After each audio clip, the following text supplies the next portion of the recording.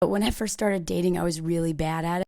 I want to share a story with you to give you some red flag. And also just for anyone who follows me for a while, I got really good at dating. And by good, I mean listening to my intuition more and paying close attention to red flags and green flags. But I kind of want to give you just a snapshot of where I was when I first started dating. Because I sometimes forget how far I've come, and I think it's important to look back sometimes.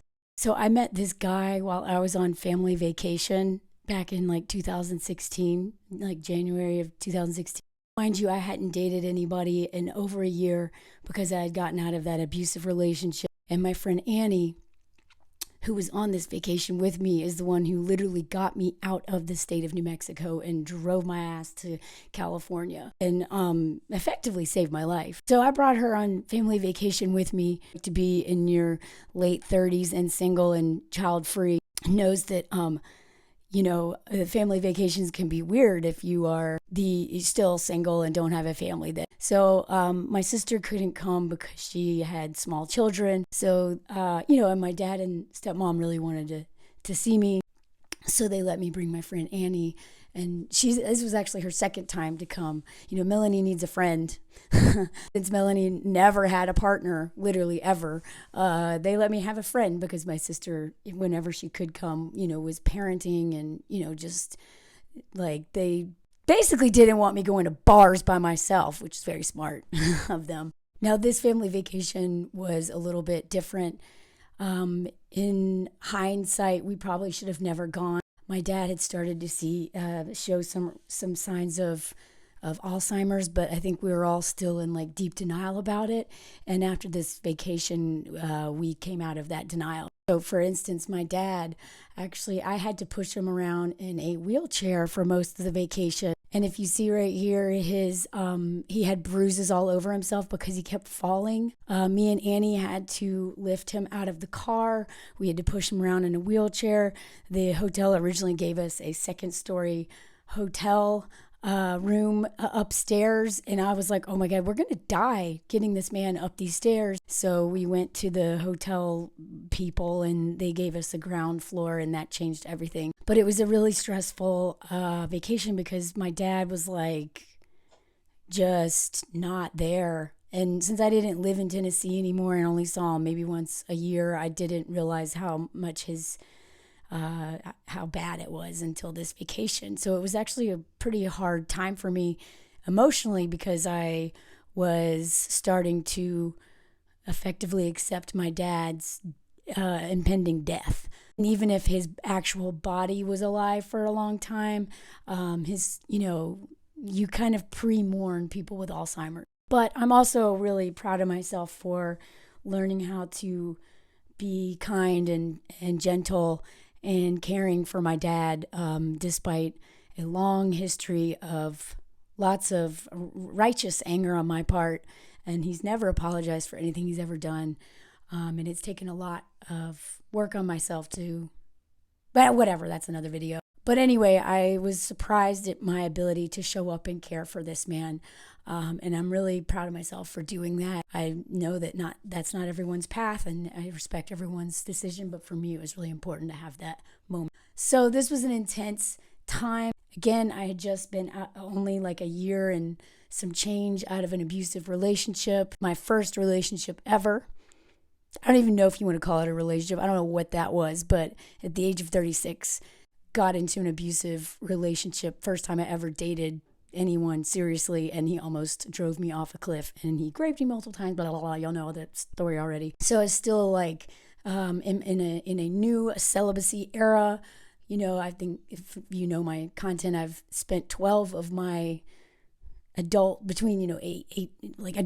years celibate, never like consecutively, but for like long periods of time, like 5 years, and then forking some dudes, and then whatever, like just on and off. But like a lot of my life was not dating men, not doing anything with them. I wanted nothing to do with them because I intuitively sensed they would make my life worse. And then I found out real fast after trying to date someone at the age of 36 that I was right. So I was in no mood to date or anything like that, but I've always been open to relationships. Once I got into my like mid 30s, but that one scared the crap out of me. And so vacation for me was oftentimes like a fun, stress-free environment to kind of flirt, maybe hook up, or just, try out dealing with men without any obligation, any commitment. It's in a fantasy world, like vacation at the beach. So it seemed like a low stakes way to, I don't know, maybe, hook up or just get cuddles or whatever, and then go back to my life of celibacy. So I was on Tinder, and I met this dude on Tinder while I was on this vacation. And I don't remember if he was from the Netherlands or Germany. I don't know. He lived in both. I forget where he's from. But this guy was a kite surfing instructor now living in Aruba. And at first I was like, oh, cool, because I come from the climbing world and an outdoor adventure world. So I always assumed that an outdoor adventure guy is like going to be fun and blah, blah. I now know that they are usually enormous red flags and to avoid most of them at all costs. Another interesting thing about him, which I was absolutely like not attracted to, but I was like, well, I can overlook it, is that he was completely covered in tattoos, except literally just his face, his neck, like everything. Sorry, his face and his head. From the neck down, every inch of this man's body, except his, was completely covered in tattoos. Now, I assume that maybe this was something he did over time, and I learned upon asking him that it did take some time, but this was intentional. He literally chose to cover his entire body, and it cost like $50,000 or something, or maybe even more than that. I don't remember. But, after having just been so tortured by such a violent man, I don't know. I was like, whatever, it's vacation. That's kind of cool, like edgy, whatever. As somebody who had gone my entire adult life, see, this is him right here. It's like literally tattoos everywhere.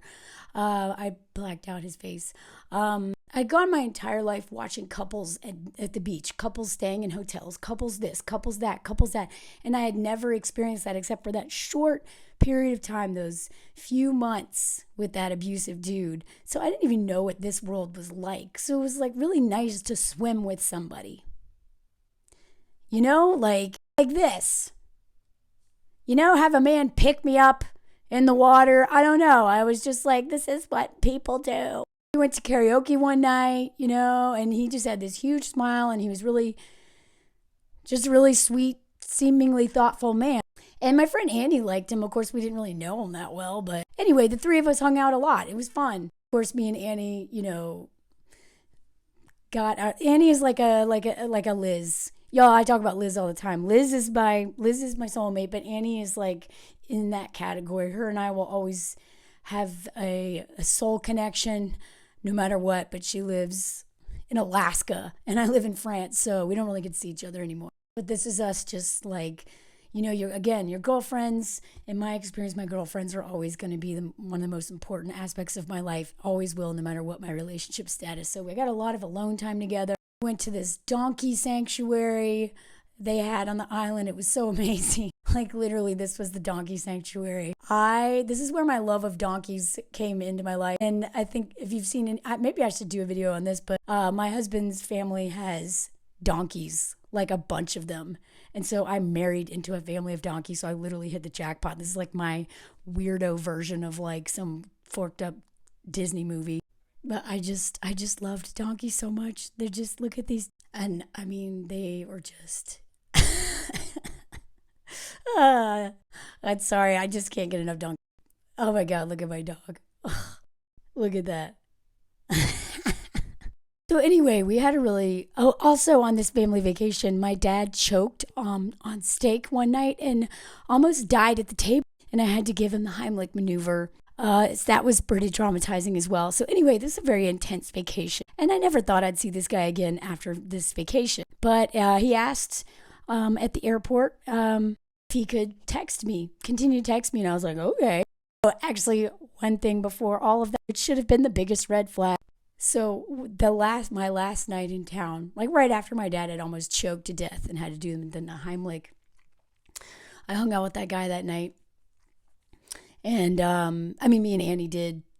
And then, him and I hung out longer. And at one point in time, I was giving him a massage because he had just given me a massage first, of course. And I was looking, his back is like this portrait of scenes. And there was older woman's face, like right on his like shoulder. And then there was a train. And I was like, oh, as I'm like pushing, my thumb into his mom's cheekbones on his back, I was like, oh, do you mind me asking who this lady is on your back? Oh boy, I was not prepared for this answer. He was like, oh, that's my mom. She threw herself in front of a train when I was a child. Oh my God. Like, okay, I did not even know what to do with that information. That is not what I was expecting.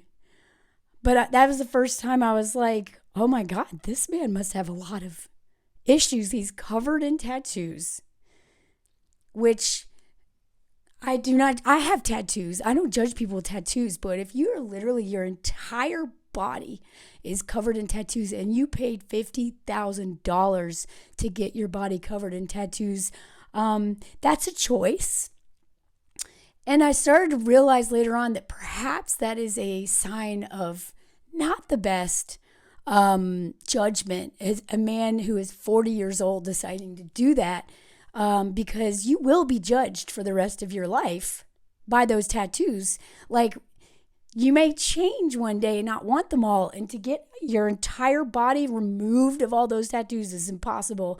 But I just, like, again, I'm not judging people who have tattoos. I'm saying that the society judges people with tattoos, and not as much anymore. But when you are literally covered up to here, every inch of your body, you will be judged. And this man had a son, which is another important red flag here.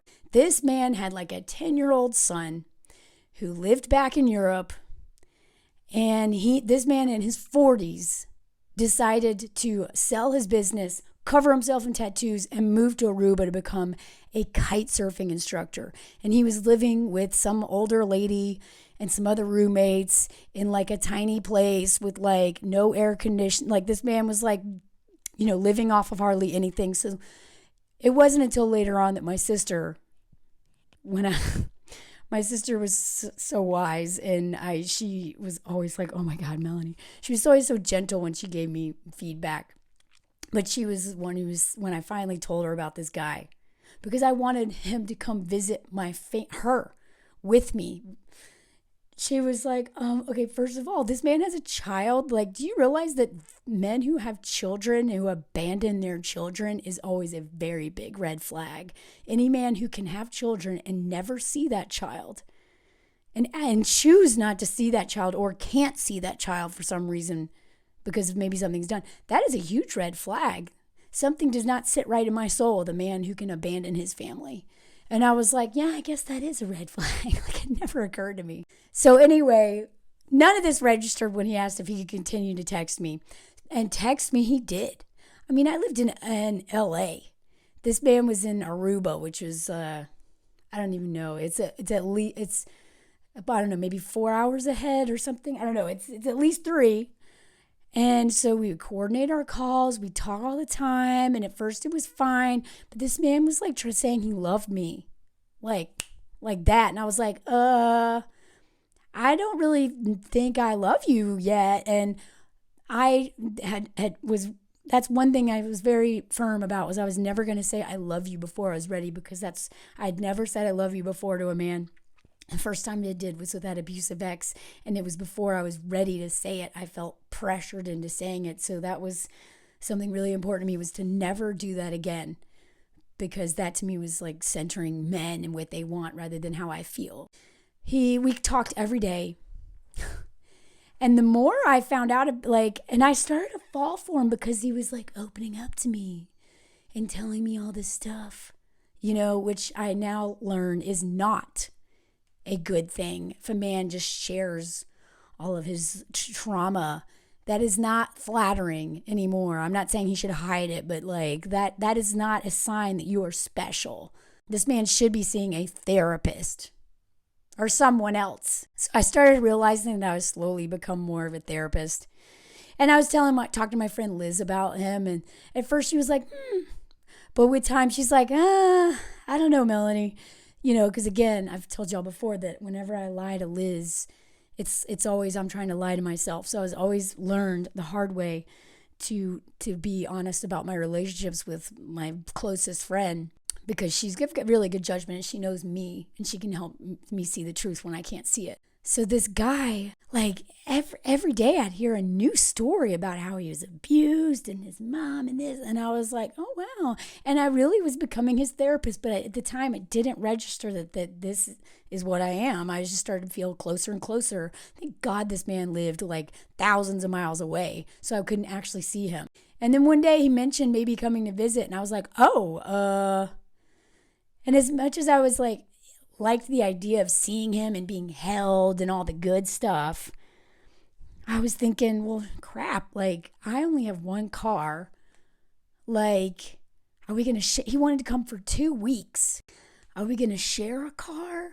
I started to think of the logistics of this man visiting me for 2 whole weeks. And I was like, and then it also corresponded with a week I was supposed to be in Florida. So I asked my sister, I was like, hey, this guy I met, do you think he can come for a while and stay in my sister's house? This tattooed man with her small children, literally a baby and a 4-year-old at the time.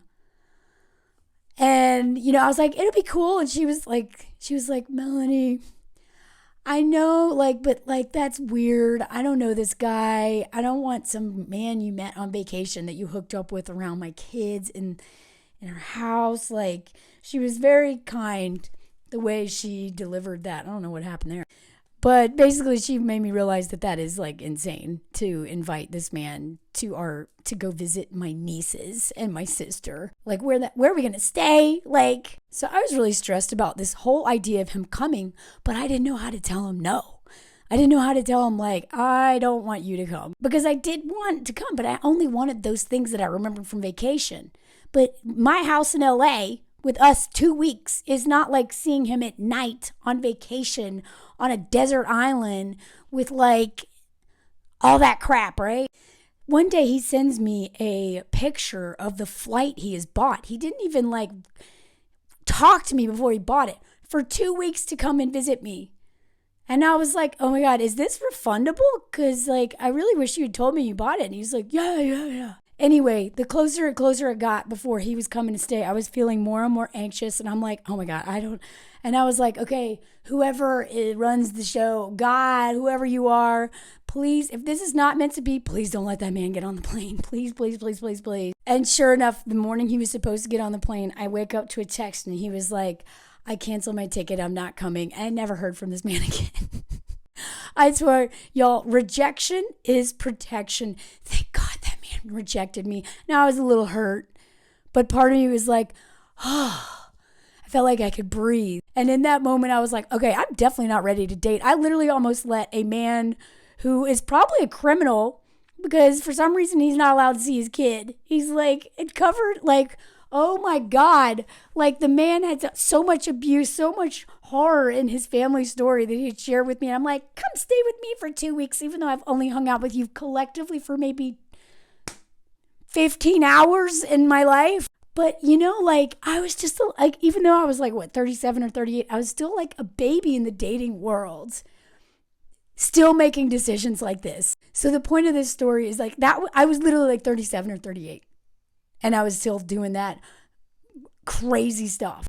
And what I realized from that is not only do I need to pay close attention to everything that a man presents himself is a reflection of his character. The tattoos alone, that very, very, very life-changing, high-consequence decision that he just made on a dime to spend 50 grand on, maybe a red flag. Not seeing your kid, maybe a red flag. Thinking that you can have a relationship with someone that you hooked up with on family vacation while your dad's dying, also not the best choice. So anyway, it stung for a hot minute. Thank God that man rejected me.